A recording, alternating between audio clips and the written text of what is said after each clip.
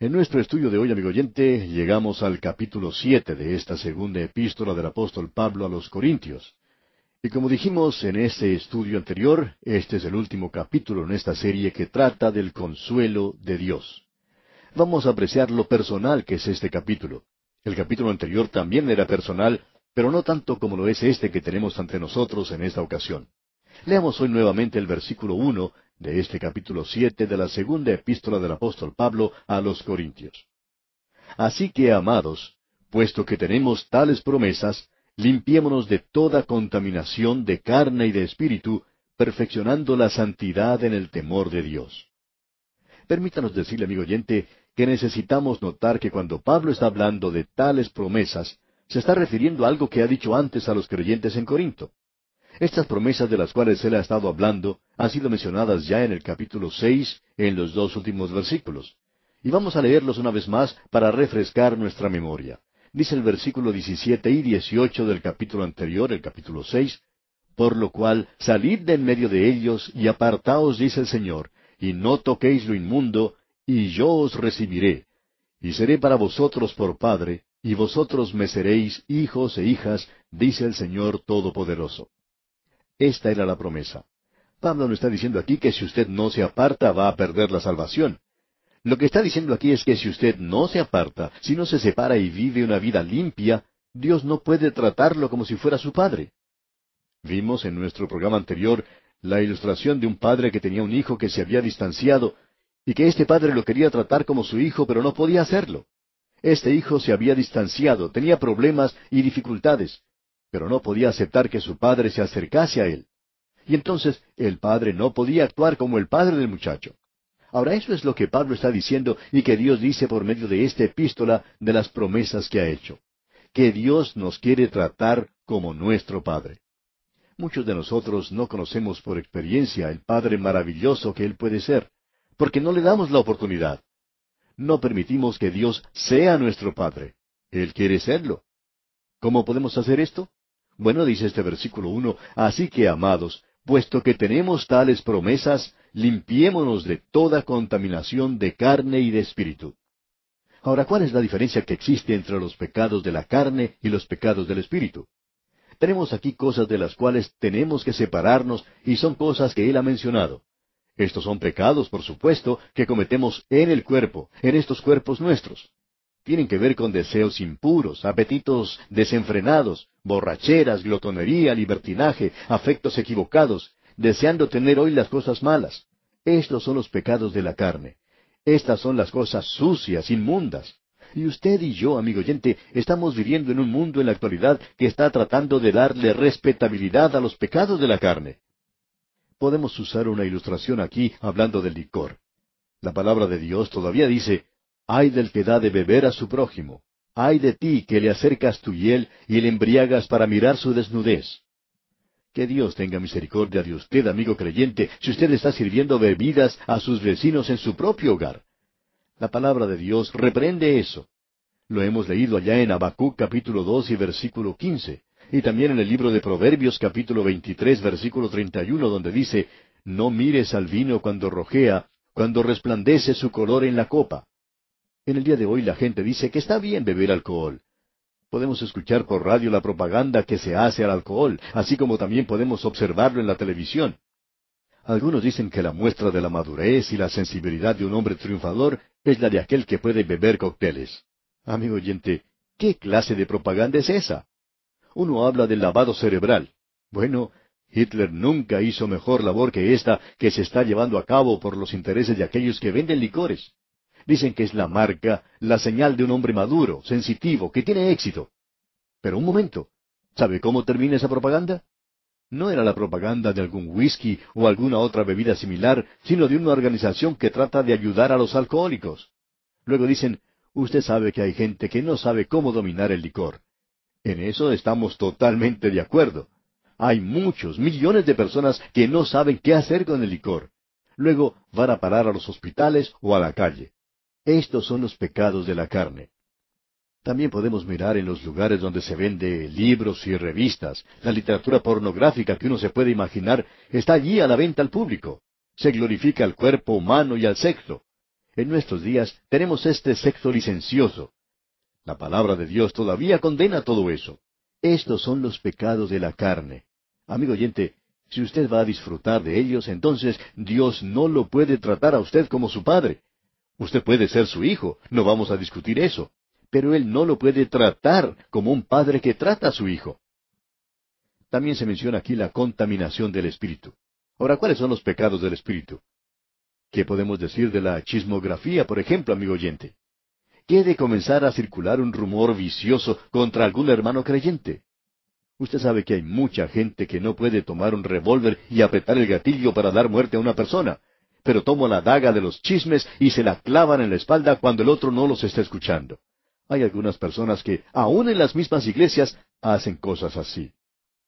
¿Y qué podemos decir de la vanidad?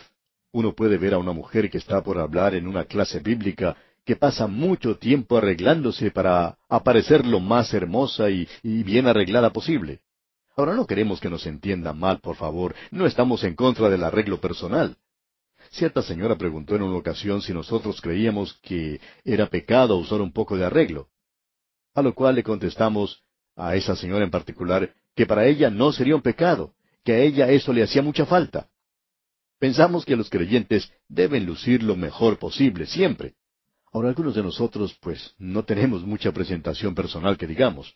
Pero la vanidad, amigo oyente, ¡ajá! ¡Qué gran pecado es ese! El orgullo, estos son pecados del espíritu. El engreimiento, la incredulidad, todos estos son pecados del espíritu. Tenemos muchos en las iglesias en la actualidad que nunca se emborracharían, que tampoco fumarían un cigarrillo. Y sin embargo, no pueden controlar su lengua. Tienen algo que quema mucho más que un cigarrillo, y es la chismografía. Quizá ya deberíamos cambiar un poco el tema. Ahora, Pablo dice, limpiémonos de toda contaminación de carne y de espíritu, perfeccionando la santidad en el temor de Dios. El escritor del libro de los Hebreos nos aconseja en el capítulo 12, versículo 14, seguir la paz con todos y la santidad, sin la cual nadie verá al Señor. Cristo es mi justicia, Él es mi santidad. Amigo oyente, mi vida y su perfección son cosas que están muy alejadas. Dios nos dice que no tengamos tal separación, no tengamos una separación tan grande en la santidad. Él dice, yo quiero que tú seas santo. Y créanos, amigo oyente, esta es una declaración fantástica. Ahora, en el versículo 2 de este capítulo 7 de la segunda epístola a los Corintios leemos, admitidnos. A nadie hemos agraviado, a nadie hemos corrompido, a nadie hemos engañado. Cuando Pablo llegó, él no fue a recoger dinero para algún proyecto especial, ridículo. Esto nos dice que no tenemos que tomar ofrendas para ciertas cosas y luego utilizarlas para otras. Cuando cierta persona da dinero a la iglesia para tal o cual propósito, debe ser utilizado únicamente para eso. Hay ciertos encargados del dinero en las iglesias que no siguen tal norma. Pablo podía decir, amigo oyente, a nadie hemos corrompido, a nadie hemos engañado. ¿Y cuánto quisiéramos que muchos de los creyentes en la actualidad pudieran decir eso? Ahora en el versículo 3 leemos, no lo digo para condenaros, pues ya he dicho antes que estáis en nuestro corazón, para morir y para vivir juntamente. ¿Cómo amaba Pablo a esta gente? Ahora notemos lo que dice en el versículo 4. Mucha franqueza tengo con vosotros, mucho me glorío con respecto de vosotros, lleno estoy de consolación, sobreabundo de gozo en todas nuestras tribulaciones. Esto es en realidad algo muy bello, y creemos que necesitamos saber algo de lo que había sucedido antes para poder entender esto, porque quizás usted, amigo oyente, nos sintonizó un poco tarde al llegar a este punto. Pero necesitamos reconocer que Pablo en su primera carta a los Corintios les había escrito de una manera, bastante dura. Lo vimos cuando estudiamos la primera epístola a los Corintios. Pablo los había llamado criaturas, niños en Cristo, creyentes carnales, y existía entre ellos una inmoralidad tremenda. Y él dijo, eso que está ocurriendo allí, lo tienen que quitar, eso lo deben hacer ahora mismo. Y ellos lo hicieron. Cuando Tito se reunió con el apóstol Pablo en Filipos, le contó lo que había sucedido, que la iglesia había tratado ese problema y que el hombre se había arrepentido. Luego Pablo les escribió y les dijo, vosotros más bien debéis perdonarle y consolarle, para que no sea consumido de demasiada tristeza, por lo cual os ruego que confirméis el amor para con él. Pablo piensa en todo lo que les ha dicho en esa carta, y quizá piensa que no debería haber escrito una carta en términos tan duros como lo hizo. Quizá piensa que debería haber ido personalmente. Él medita profundamente en todo esto. Usted recuerda que cuando él se fue de Éfeso a Troas, esperó allí para que regresara Tito, pero éste no lo hizo. Él se está reprendiendo a sí mismo y luego fue a Filipos, y allí Tito se reúne con él y le trae un informe desde Corinto. Ahora alguien quizá diga, bueno, yo pensaba que ustedes creían que la Escritura era inspirada verbalmente y que Pablo estaba escribiendo bajo la inspiración de Dios en su primera carta a los Corintios. Por supuesto, amigo oyente, que así lo hizo. Es la palabra inspirada de Dios. Yo creo eso con todo mi corazón. Pero entonces usted me pregunta, ¿cómo puede entonces Pablo reprenderse a sí mismo? Bueno, él era humano, pero Dios le había inspirado para que escribiese de esa forma. Y Dios lo está inspirando a que escriba aquí para permitirnos a usted y a mí conocer lo humano que era Pablo. Y luego lo tierno, dulce y amante que es para que usted y yo tratemos de ser como Él es. Amigo oyente, tenemos aquí una gran lección para cada uno de nosotros. Luego él recibe la carta de ellos y dice, lleno estoy de consolación, sobreabundo de gozo en todas nuestras tribulaciones. Quizá hay alguna persona que nos está escuchando en este momento que debiera sentarse a escribir una carta a una persona a quien ofendió de alguna manera hace mucho tiempo. Si esa persona es usted, amigo oyente, escríbale a su amigo o amiga y dígale que lo siente mucho y que quiere que todo sea arreglado ahora. ¿Sabe lo que esto puede hacer? Le va a dar a esa otra persona una gran alegría, la puede llenar de gozo.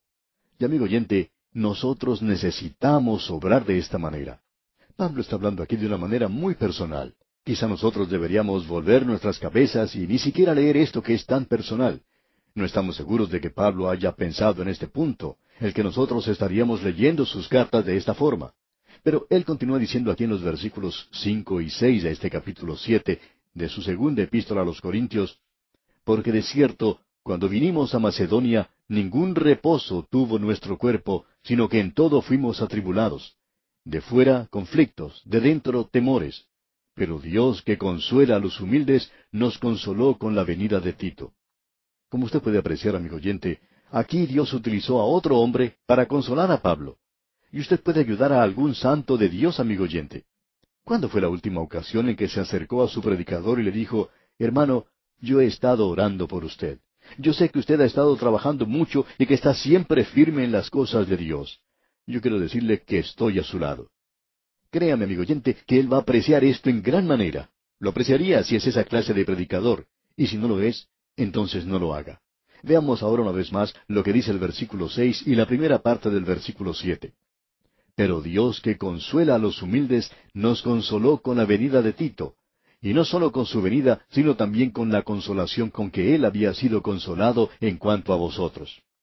Ustedes consolaron a Tito, y Tito me consoló a mí, dice Pablo. Y continúa en la segunda parte del versículo 7, haciéndonos saber vuestro gran afecto, vuestro llanto, vuestra solicitud por mí, de manera que me regocijé aún más.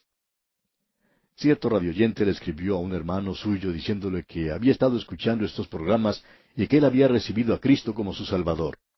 Ahora este hombre no escribió directamente al programa para contar eso, sino que le escribió a un hermano suyo, y éste nos informó a nosotros. Pero todo esto nos da mucho ánimo a nosotros, nos hace ver, amigo oyente, y pensar también que es algo que deberíamos continuar haciendo, es decir, continuar con este programa radial como lo hemos expresado en tantas ocasiones. Ahora escucha lo que Pablo está diciendo, haciéndonos saber vuestro gran afecto, vuestro llanto, vuestra solicitud por mí, de manera que me regocijé aún más. Amigo oyente, usted no debería evitar el decirle algo hermoso, algo amable, algo que le dé ánimo a otra persona. Su lengua no se le va a caer si usted dice algo amable y cariñoso. Ahora en el versículo 8 y en la primera parte del versículo 9 dice, porque aunque os contristé con la carta, no me pesa, aunque entonces lo lamenté, porque veo que aquella carta, aunque por algún tiempo, os contristó. Ahora me gozo, no porque hayáis sido contristados, sino porque fuisteis contristados para arrepentimiento. Usted puede apreciar, amigo oyente, que el arrepentimiento y el derramamiento de lágrimas no son la misma cosa. Pueden ir juntas, pero no son lo mismo. Y el versículo 9 concluye diciendo, porque habéis sido contristados según Dios, para que ninguna pérdida padecieseis por nuestra parte. Escuchemos ahora el versículo que sigue porque es muy importante. El versículo 10 de este capítulo 7 de la segunda epístola a los Corintios dice, porque la tristeza que es según Dios produce arrepentimiento para salvación, de que no hay que arrepentirse, pero la tristeza del mundo produce muerte. ¿Qué es un arrepentimiento verdadero? El arrepentimiento es un cambio de mente. El único arrepentimiento que el Señor Jesucristo le pide a los perdidos está en la palabra creer. Cree en el Señor Jesucristo. ¿Qué es lo que pasa cuando uno cree? Pues bien, cuando uno ve lo que Pablo está diciendo a los tesalonicenses, puede darse cuenta. Dice, ¿cómo os convertisteis de los ídolos a Dios? Este fue un cambio de mente. ¿Pero cómo ocurrió eso? Ellos primero se volvieron a Cristo. Pablo llegó, pero no lo hizo para predicar contra la idolatría. Él predicó a Cristo, y cuando él predicó a Cristo, ellos se volvieron a Cristo, pero habían sido idólatras. Ahora, cuando ellos se volvieron a Cristo en fe, ¿qué fue lo que ocurrió? Se volvieron de los ídolos y al hacer eso mostraron arrepentimiento. Ahora, eso es para los incrédulos. Yo no sé si Dios quiere que nosotros enfaticemos el arrepentimiento de los que no son salvos. Él quiere que enfaticemos a Cristo. Pero para los creyentes dice que se deben arrepentir, es decir, si usted se está dirigiendo por un camino equivocado. Hay muchas personas que derraman lágrimas, pero que no tienen ningún sentimiento detrás de ellas. El versículo 10 nuevamente dice, porque la tristeza que es según Dios produce arrepentimiento para salvación, de que no hay que arrepentirse, pero la tristeza del mundo produce muerte. O sea que lo que produce la muerte, como usted puede apreciar, es la tristeza del mundo. Hay muchas personas hoy que derraman lágrimas, pero que nunca se arrepienten. Ellas derraman algunas lágrimas y luego continúan en la misma dirección. Hay algunas personas que lloran mucho, pero eso no quiere decir nada. Es como el ladrón que llora cuando lo arresta la policía.